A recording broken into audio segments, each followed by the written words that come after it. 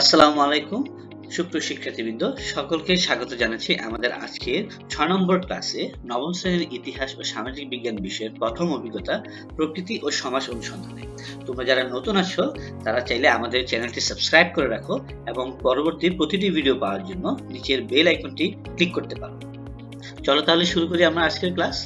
আজকের ক্লাসের মধ্যে শিক্ষার্থীদেরকে যা যা করণীয় তা হলো শিক্ষার্থীরা দলগত হয়ে নিজ এলাকার ইতিহাস ও সামাজিক প্রেক্ষাপট তৈরিতে কিভাবে প্রাকৃতিক ও সামাজিক উপাদান প্রভাব ফেলছে তা বৈজ্ঞানিক পদ্ধতিতে অনুসন্ধান করবে। খুব চমৎকার একটি কাজ আমরা আজকের ক্লাসে করব এবং আজকের ক্লাসের মধ্যে আমরা কিভাবে রিসার্চ করে গবেষণার মাধ্যমে আমরা আমাদের এলাকার সামাজিক ইতিহাস ও সামাজিক প্রেক্ষাপট তৈরিতে প্রাকৃতিক ও সামাজিক উপাদানগুলো কিভাবে প্রভাব ফেলছে তা বের করতে পারবো। তাহলে চলো প্রথমত আমরা দেখে নেই যে বৈজ্ঞানিক পদ্ধতিতে অনুসন্ধান করার ক্ষেত্রে কোন কোন ধাপগুলো আমাদেরকে ভালোভাবে অনুসরণ করতে হবে। প্রথমত হচ্ছে প্রথম ধাপটি বৈজ্ঞানিক পদ্ধতিতে অনুসন্ধানের জন্য বিষয়বস্তু নির্ধারণ করা। তার মানে আমরা আমাদের বৈজ্ঞানিক অনুসন্ধান তার মানে রিসার্চ যে করবো আমরা এই রিসার্চের টপিকটি কি হবে, রিসার্চ আমরা কিসের উপর করব সেটাকে আমাদেরকে ডিসাইড করতে হবে। এখন এখানে যদি আমরা ধাপটির সংক্ষিপ্ত বর্ণনা দেখি যে বৈজ্ঞানিক পদ্ধতিতে অনুসন্ধানের জন্য বিষয়বস্তু নির্ধারণ করা। একটি উদাহরণ যদি আমরা দেখি যে আমার এলাকার সামাজিক উপাদানের পরিবর্তন আমি দেখতে চাচ্ছি, তার মানে আমার এলাকার মধ্যে যে সময় একটা নির্দিষ্ট সময়ের মধ্যে সামাজিক উপাদান যেমন রাস্তাঘাটের কি কি পরিবর্তন হচ্ছে সেটি আমি দেখতে চাই। তার মানে আমি যে আমার এলাকার মধ্যে একটি নির্দিষ্ট সময়ের রাস্তাঘাটের যে পরিবর্তন দেখতে চাচ্ছি এটি হচ্ছে আমার রিসার্চে যে প্রথম ধাপটি, যে আমার রিসার্চের বিষয়বস্তু, আমার রিসার্চের টপিক। পরবর্তীতে যা দেওয়া আছে সেটা হচ্ছে বৈজ্ঞানিক পদ্ধতিতে অনুসন্ধানের জন্য প্রশ্ন তৈরি করা, তার মানে রিসার্চ কোয়েশ্চেন। এখন আমরা যখন একটা গবেষণা করতে যাই, যখন আমরা সমাজে বিভিন্ন কাজ করতে যাই, তখন কিন্তু আমাদেরকে বিভিন্ন প্রশ্ন তৈরি করতে হয়, বিভিন্ন কোয়েশ্চেনের মাধ্যমে আমাদেরকে কিন্তু ইনডেপথ আলোচনা করতে হয়। ঠিক আছে, এবং আমাদেরকে মনে রাখতে হবে আমাদের কোয়েশ্চেনগুলো কিন্তু অবশ্যই আমাদের বিষয়বস্তুর সাথে রিলেটেড হতে হবে। তাহলে আমরা যদি দেখি আমাদের উদাহরণটি, যে 1 নম্বর কোয়েশ্চেন হচ্ছে আমাদের এলাকার আগে রাস্তাঘাট কেমন ছিল, আমাদের এলাকার বর্তমান রাস্তাঘাট এখন কেমন। তুমি দেখো এখানে কিন্তু আমাদের বিষয়বস্তু যা ছিল রাস্তাঘাট সেটা কিন্তু এখানে রিলেটেড, এবং আরেকটা টপিক ছিল যে সময়টাও কিন্তু আমরা রিলেট করেছি কিভাবে, যেমন আমাদের এলাকার আগে পূর্ববর্তী সময়ে রাস্তাঘাট কেমন ছিল এবং বর্তমানে যে আমাদের এখনকার যে সময় এখনকার রাস্তাঘাটগুলো কেমন। তার মানে আমরা কিন্তু আমাদের টপিকের সাথে কোশ্চেনগুলো রিলেট করতে পেরেছি। তারপরে দেওয়া আছে তথ্যের উৎস নির্বাচন করা, তার মানে আমি কোথা থেকে এই তথ্যগুলো পাবো, কারা আমাকে তথ্যটা দিবে, হু আর মাই ডেটা সোর্স। এখন আমি ডেটা সোর্স নিয়ে আমাকে আগে বুঝতে হবে যে ডেটা সোর্সটা বা তথ্যের উৎসটা কিভাবে আমি ডিসাইড করব। বৈজ্ঞানিক পদ্ধতিতে অনুসন্ধানের জন্য প্রয়োজনীয় তথ্য কোথা থেকে সংগ্রহ করতে পারি বা তার নির্বাচন করতে হবে। এলাকার রাস্তাঘাটের আগের ও বর্তমান অবস্থা জানার জন্য এলাকার বয়স্ক লোক নির্ধারণ করব। আমরা কতজনের কাছ থেকে তথ্য নেব তাও নির্ধারণ করবো। একটা বই, জার্নাল, ম্যাগাজিন, মিউজিয়াম ইত্যাদি উৎস থেকে তথ্য সংগ্রহ করতে পারবো। তার মানে হচ্ছে আমি যে আগের অবস্থা, রাস্তাঘাটের আগের অবস্থা, বর্তমান অবস্থা জানতে চাচ্ছি, তাহলে আমার এই এলাকার মধ্যে যারা স্থানীয়ভাবে রয়েছে, যারা একটা নির্দিষ্ট বয়স পার করেছে এই এলাকায় থেকে, তাদেরকে আমি আসলে টার্গেট করব। ওকে, তারাই আমাকে অ্যাকচুয়াল তথ্যগুলো দিতে পারবে যে এলাকার মধ্যে আগে রাস্তাঘাট কেমন ছিল এবং বর্তমান সময়ে রাস্তাঘাটগুলো কেমন। তাছাড়াও আমরা বিভিন্ন বই, জার্নাল, ইন্টারনেটের মধ্যে আমরা সার্চ করে বিভিন্ন রিসার্চ গুলো পড়ে ম্যাগাজিন, মিউজিয়ামের মাধ্যমে কিন্তু আমরা তথ্য সংগ্রহ করতে পারি। ঠিক আছে, সো এই ক্ষেত্রে আমাদেরকে বুঝতে হবে আমরা যে ডিরেক্টলি আমরা যদি এলাকার বয়স্ক লোক যারা আছে তাদেরকে যদি টার্গেট করে ডেটা নিচ্ছি সেটা হচ্ছে আমাদেরকে বলা হয় প্রাইমারি ডেটা সোর্স, এবং আমরা যে বই, জার্নাল, ম্যাগাজিন, মিউজিয়াম বা কোনো ইন্টারনেট থেকে তথ্য সংগ্রহ করে থাকি সেটাকে বলা হচ্ছে অ্যাকচুয়ালি সেকেন্ডারি ডেটা সোর্স। তথ্য সংগ্রহের পদ্ধতি নির্ধারণ, তার মানে আমি তথ্যটা কিভাবে সংগ্রহ করব, কোন পদ্ধতিতে সংগ্রহ করব সেটাকে আমাকে নির্ধারণ করতে হবে। হ্যাঁ, আমি আমার তথ্যটা যে বিভিন্ন ধরনের ক্রাইটেরিয়া রয়েছে, যে ইন্টারভিউর মাধ্যমে নিতে পারি অথবা গ্রুপ ডিসকাশনের মাধ্যমে নিতে পারি, কিংবা আমি একটা অবজারভেশনের মাধ্যমে নিতে পারি। হ্যাঁ, এখানে যে দেওয়া আছে দলীয় আলোচনা, সাক্ষাৎকার, পর্যবেক্ষণ, এগুলো হচ্ছে আমার তথ্য সংগ্রহের পদ্ধতি। এখন আমার রিসার্চের জন্য আমি কোন পদ্ধতিতে তথ্যগুলো নিলে সবচেয়ে বেটার হবে আমার জন্য এবং আমার থেকে যারা তথ্য দিচ্ছে তাদের জন্য জিনিসটা ইজি হবে, সেটা আমাকে ডিসাইড করতে হবে। তাহলে আমরা উদাহরণে যদি দেখি যে এলাকার রাস্তাঘাটের পরিবর্তন সম্পর্কে তথ্য নেওয়ার জন্য প্রশ্নমালা তৈরি করে সাক্ষাৎকার নেওয়ার পদ্ধতি নির্ধারণ করব। তার মানে সাক্ষাৎকার বলতে বোঝানো হচ্ছে আমি যে বয়স্ক লোকদের টার্গেট করছি তাদেরকে আমি ইন্টারভিউ দিব, আমি ফেস টু ফেস তাদের সাথে সাক্ষাৎ করে বিভিন্ন প্রশ্নগুলো করে তাদের কাছ থেকে আমি তথ্যটা কালেক্ট করে নেব। তারপর হচ্ছে সময় এবং বাজেট নির্ধারণ। অবশ্যই আমার রিসার্চের জন্য একটা নির্দিষ্ট টাইম ফ্রেম আমাকে তৈরি করতে হবে। আমি কতটুকু সময়ের মধ্যে পুরো রিসার্চটি করব, কতটুকু সময়ের মধ্যে আমি তথ্যগুলো সংগ্রহ করব। এবং বাজেটের যে নির্ধারণের ব্যাপারটা, আমার দেখা যাচ্ছে যে আমি তথ্য কালেকশনের জন্য আমাকে বিভিন্ন জায়গায় যেতে হতে পারে, আমাকে বিভিন্ন ভেহিকেলস হয়তো আমাকে নিতে হতে পারে। তাহলে সেই ক্ষেত্রে আমার যে ভাড়া বা বিভিন্ন জায়গায় যদি আমাকে থাকতে হয়, সেক্ষেত্রে আমার থাকার জন্য যে ভাড়া, এই যে টাকা পয়সার যে ব্যাপারটা আছে, খাওয়া দাওয়ার যে টাকা পয়সার খরচ আছে, এগুলো টোটাল খরচটা মিলে আমাকে একটি নির্দিষ্ট বাজেট তৈরি করতে হবে। এবং এই বাজেট এবং সময়ের মধ্যে আমাকে অবশ্যই আমার রিসার্চটি কমপ্লিট করতে হবে টু প্রুভ মাই এফিসিয়েন্সি। এরপরে যদি আমরা দেখতে পারি যে তথ্য সংগ্রহ করা। তথ্য সংগ্রহ করার মধ্যে আমরা যদি একটু পড়ে নিই যে এই ধাপে নির্বাচিত তথ্যের উৎস ও সংগ্রহের পদ্ধতি অবলম্বন করে তথ্য সংগ্রহ করব। তার মানে আমি কোন ওয়েতে আমি কাদের কাছ থেকে তথ্য নিব এবং কোন ওয়েতে তথ্যটা নিব সেটা আমরা ডিসাইড করে ফেলবো। তথ্য সংগ্রহের সময় আমরা ট্যাপ রেকর্ডার ব্যবহার বা খাতায় নোট করে রাখতে পারি, তবে অবশ্যই তথ্যদাতার কাছ থেকে অনুমতি নিয়ে কাজটি করতে হবে।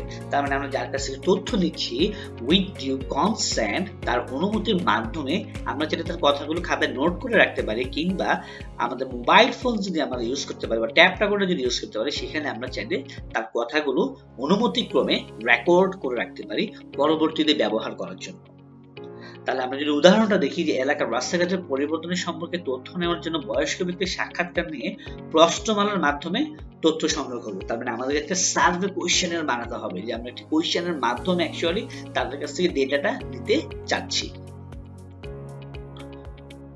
তথ্য বিশ্লেষণ করা, তার মানে আমরা প্রাপ্ত তথ্যগুলোকে এখন আমাদেরকে বিশ্লেষণ করতে হবে, যে আসলে প্রত্যেকটা মানুষ, প্রত্যেকটা রেসপন্ডেন্ট যাদের কাছে আমি ডেটাগুলো নিয়েছি তারা আমাকে কি কি বলেছে, কোন প্রশ্নের অ্যান্সার কোনটা দিয়েছে, এগুলোকে আমি এখন বিশ্লেষণ করতে হবে। তাহলে আমরা যদি দেখি যে সংগ্রহীত তথ্য পড়তে হয়, প্রয়োজনীয় তথ্যের মাধ্যমে যেগুলো প্রয়োজনীয় তথ্য তা নির্বাচন করতে হয় এবং সাজাতে হয়, অথবা হিসাব নিকাশ করে গ্রাফ বা চার্ট আকারে প্রকাশ করতে হয়। তার মানে আমি আমার তথ্য বিশ্লেষণ এমনভাবে করব যাতে যারা আমার রিসার্চ বা আমার বৈজ্ঞানিক অনুসন্ধান করবে তারা যাতে গ্রাফিক্যালি বা কোনো একটি মেজারমেন্টের মাধ্যমে তারা বুঝতে পারে যে অ্যাকচুয়ালি আমার কোন রেসপন্ডেন্ট কি অ্যান্সার দিয়েছে। উদাহরণটা যদি আমরা দেখি যে তথ্যদাতার প্রশ্নের উত্তরের মাধ্যমে তথ্য প্রদান করেন, তিনি অপ্রাসঙ্গিক অনেক তথ্য দিতে পারেন, তাই আমরা অনুসন্ধানের বিষয়বস্তুর সঙ্গে প্রাসঙ্গিক তথ্য খুঁজে বের করে সাজাবো। তার মানে যে সমস্ত উত্তর বা যে সমস্ত তথ্যগুলো আমার রিসার্চের বিষয়বস্তুর সাথে কানেক্টেড না, আমি যে প্রশ্ন করেছি ওই প্রশ্নের উত্তরের সাথে সামঞ্জস্যপূর্ণ না, সেগুলোকে আমরা এখানে আনবো না, আমরা সেগুলোকে গ্রহণ করব না। তারপরে আমরা সেই তথ্যগুলি শুধুমাত্র গ্রহণ করব যে তথ্যগুলো আমার বিষয়বস্তু এবং প্রশ্নমালার সাথে জিনিসটা কোরিলেটেড। রেজাল্ট মধ্যে আসি আমরা, ফলাফল ও সিদ্ধান্ত গ্রহণ। তথ্য বিশ্লেষণ করে যে উত্তর খুঁজে পাওয়া যায় সেটাই অনুসন্ধানের পদ্ধতির ফলাফল। এই ফলাফলের ভিত্তিতে আমরা সিদ্ধান্ত নিয়ে থাকি। তাহলে চলো দেখি এক্সাম্পলে যে আমরা কি করবো। এখানে আমরা আমাদের সংগৃহীত তথ্য বিশ্লেষণ করে এলাকার রাস্তাঘাট আগের ও বর্তমান অবস্থা সম্পর্কে যে উত্তর পাবো সেটি হচ্ছে আমাদের অনুসন্ধানী পদ্ধতির ফলাফল। এই ফলাফলের ভিত্তিতে আমরা সিদ্ধান্ত নিব আমাদের এলাকার রাস্তাঘাটে কি রকম পরিবর্তন হয়েছে। তার মানে আমি তথ্যগুলো বিশ্লেষণ করে আমি এখন একটা রেজাল্টে আসছি, যে এই রেজাল্ট আমাকে বলে দিবে যে আগেরকার রাস্তাঘাটের অবস্থা কেমন ছিল এবং বর্তমান রাস্তাঘাটের অবস্থা কেমন, এবং দুটোর মধ্যে কোনো ধরনের পরিবর্তন হয়েছে কিনা, এবং যদি পরিবর্তন হয়েও থাকে তাহলে পরিবর্তনটা কি পজিটিভ পরিবর্তন নাকি নেগেটিভ পরিবর্তন, সেই ব্যাপারে কিন্তু আমি একটা সিদ্ধান্ত গ্রহণ করতে পারবো এখানে। সবশেষের মধ্যে রয়েছে আমাদের যে ফলাফল বা আমরা যে রেজাল্টটা পেয়েছি এটা কিভাবে আমরা সবার সাথে শেয়ার করব, সবাই কিভাবে জানবে যে আমরা সমাজের কোন টপিকটি নিয়ে কোন উপাদানটি নিয়ে আমরা রিসার্চ করেছি এবং আমাদের রিসার্চের রেজাল্টটা কি আছে সেটা আমরা কিভাবে সবার সামনে উপস্থাপন করব।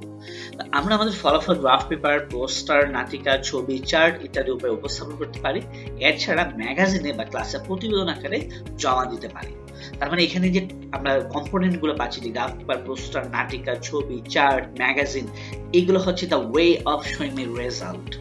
তো আমরা যদি উদাহরণটা দেখি যে আমরা আমাদের সংগৃহীত তথ্য থেকে এলাকার রাস্তাঘাট আগে কেমন ছিল এবং বর্তমানে কেমন সেটা তুলে ধরতে একটা ছোট প্রতিবেদন লিখতে পারি।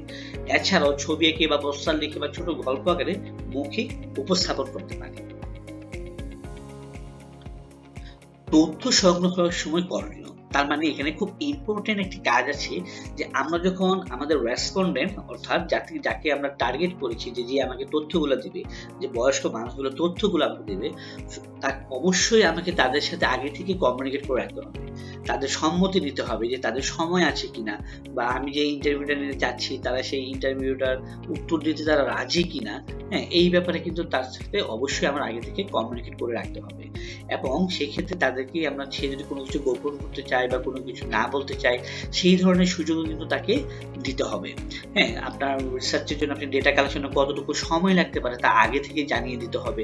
এবং তথ্যদাতা কিন্তু চাইলে সে যদি উত্তর দিতে না চায় তাহলে কিন্তু তাকে কোনোভাবেই জোর করা যাবে না। আপনাকে অবশ্যই বুঝতে হবে রিসার্চের মধ্যে আপনাকে অবশ্যই আপনার তথ্যদাতাকে প্রপার রেসপেক্ট দিতে হবে, দ্যাট ইজ ফর শিওর। আপনি যদি প্রপার রেসপেক্টটা না দেন তাহলে কিন্তু উত্তরদাতা হেজিটেট বোধ করলে আপনি কিন্তু অ্যাকচুয়াল ডেটাটা পাবেন না। হ্যাঁ, এবং উত্তরদাতা আপনি যদি দেখেন যে উত্তরদাতা কখনো যদি ভুল উত্তর দিয়েও থাকে, আপনি কখনো সরাসরি তাকে ভুল প্রমাণ করতে যাবেন না। হ্যাঁ, আপনি সেটা নিজের মধ্যে রেখে দিবেন, পরবর্তীতে আপনি ডেটা অ্যানালিসিসের সময় জিনিসটাকে সলভ করে নেবেন। কিন্তু কোনোভাবেই উত্তরদাতার অসম্মান হোক এমন কোন ধরনের কাজ রিসার্চের মধ্যে করা যাবে না। আমাদের আজকের ক্লাসের মধ্যে শিক্ষকের যা করণীয় তা হচ্ছে বৈজ্ঞানিক অনুসন্ধান করার জন্য অন্তর্ভুক্তিমূলক দল তৈরি করে দেওয়া। ক্লাসের মধ্যে শিক্ষক নির্দিষ্ট একটি দল, ব্যালেন্সড একটা দল তৈরি করে দিবে ক্লাসের মধ্যে। দেন বৈজ্ঞানিক অনুসন্ধানের ধাপগুলো উদাহরণ সহ বুঝিয়ে বলা, তথ্য গ্রহণের সময় করণীয় বিষয়সমূহ আলোচনা করা। এবং অভিভাবক যা করবে, শিক্ষার্থীরা বাসায় যাওয়ার পর অভিভাবক শিক্ষার্থীরা ক্লাসে বৈজ্ঞানিক অনুসন্ধানের ধাপ সমূহ বুঝতে পেরেছে কিনা তা যাচাই করে দেখবে। তার মানে বৈজ্ঞানিক অনুসন্ধানের অনেকগুলো ধাপ আছে, সে অভিভাবকরা চাইলে কোন একটি ধাপ জিজ্ঞেস করলো যে তুমি তথ্য সংগ্রহের পদ্ধতি বলতে কি বুঝো, বা সিদ্ধান্ত বা ফলাফল আমরা কিভাবে নির্ণয় করব। এই ধরনের কোয়েশ্চেনগুলো করে অভিভাবকরা যাচাই করবে যে শিক্ষার্থী আসলে ক্লাসে কতটুকু বুঝতে পেরেছে। তথ্য সংগ্রহের সময় করণীয় বিষয় সম্পর্কে শিক্ষার্থীকে অবগত কিনা তা যাচাই করা। তার মানে গার্ডিয়ান শিক্ষার্থীকে অবশ্যই কোয়েশ্চেন করে দেখবে যে তথ্য সংগ্রহের সময় যে নিয়ম কানুনগুলো ফলো করা উচিত সেটা শিক্ষার্থী আসলে বুঝতে পেরেছে কিনা। সবাইকে ধন্যবাদ জানিয়ে আমরা শেষ করছি আমাদের আজকের ক্লাস। পরবর্তী ক্লাসের ভিডিওটি দেখার জন্য উপরে লিংকটিতে ক্লিক করুন।